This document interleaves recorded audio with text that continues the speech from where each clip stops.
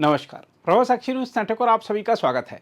अक्सर जब प्रवर्तन निदेशालय यानी ईडी के अधिकारी किसी शहर में पहुंचते हैं तो छापेमारी और कार्रवाई की खबरें सुर्खियां बनती हैं। लेकिन इस बार तस्वीर अलग थी।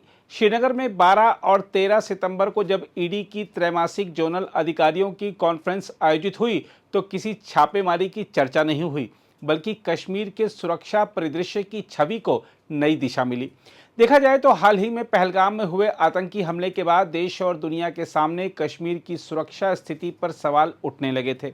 ऐसे में ईडी का शीर्ष सम्मेलन श्रीनगर में आयोजित होना अपने आप में संदेश है कि घाटी अब राष्ट्रीय स्तर की गतिविधियों और विमर्श के लिए सुरक्षित, जीवंत और भविष्यवादी स्थान बन चुकी है। ईडी ने अपने बयान में भी स्पष्ट किया है कि इस सम्मेलन की सफलता ने घाटी की सुरक्षा पर विश्वास बहाल किया है।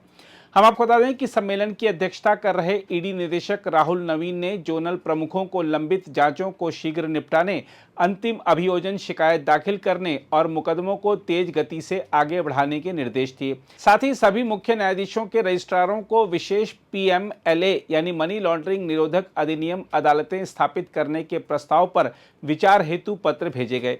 यह कदम न्यायिक प्रक्रिया को गति देगा और आर्थिक अपराधों पर अंकुश लगाने में सहायक होगा। एजेंसी ने अपने आंकड़ों में भी भरोसा जगाया है।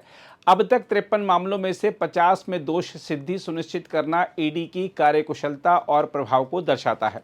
इसके अलावा 34,000 करोड़ रुपए से अधिक की संपत्ति पीड़ितों और वैध दावेदारों को लौटाई जा चुकी है। यह उपलब्धि साबित करती है कि ईडी केवल जांच एजेंसी ही नहीं बल्कि आर्थिक न्याय की वाहक भी है। दूसरी ओर श्रीनगर में इस तरह का उच्च स्तरीय सम्मेलन केवल औपचारिकता नहीं है बल्कि सुरक्षा तंत्र की क्षमता और आत्मविश्वास का भी प्रमाण है। यह संकेत देता है कि सरकार न केवल आतंकी चुनौतियों से निपटने में सक्षम है बल्कि संवेदनशील क्षेत्रों में राष्ट्रीय संस्थानों की उपस्थिति और सक्रियता भी सुनिश्चित कर सकती है। इससे स्थानीय जनता में विश्वास बढ़ेगा कि घाटी का भविष्य केवल हिंसा की कहानियों तक सीमित नहीं है बल्कि विकास और स्थिरता के रास्ते भी खुल रहे हैं। देखा जाए तो ईडी की श्रीनगर कॉन्फ्रेंस ने यह स्पष्ट कर दिया है कि केंद्र सरकार घाटी को मुख्यधारा से जोड़ने और आतंकवाद के मनोवैज्ञानिक दबाव को समाप्त करने के लिए हर स्तर पर रणनीतिक कदम उठा रही है। यह केवल आर्थिक अपराधों के खिलाफ एजेंसी की मुहिम का हिस्सा नहीं है बल्कि कश्मीर की छवि सुधारने और सुरक्षा माहौल में स्थिरता लाने का प्रतीकात्मक और व्यवहारिक कदम भी है। यह कहा जा सकता है कि प्रवर्तन निदेशालय की श्रीनगर कॉन्फ्रेंस केवल एक प्रशासनिक आयोजन भर नहीं थी बल्कि यह कश्मीर की बदलती तस्वीर का प्रतीक भी बनकर सामने आई। घाटी जो लंबे समय तक आतंक और असुरक्षा की चर्चाओं में घिरी रही, अब आत्मविश्वास और नए अवसरों की पहचान बन रही है।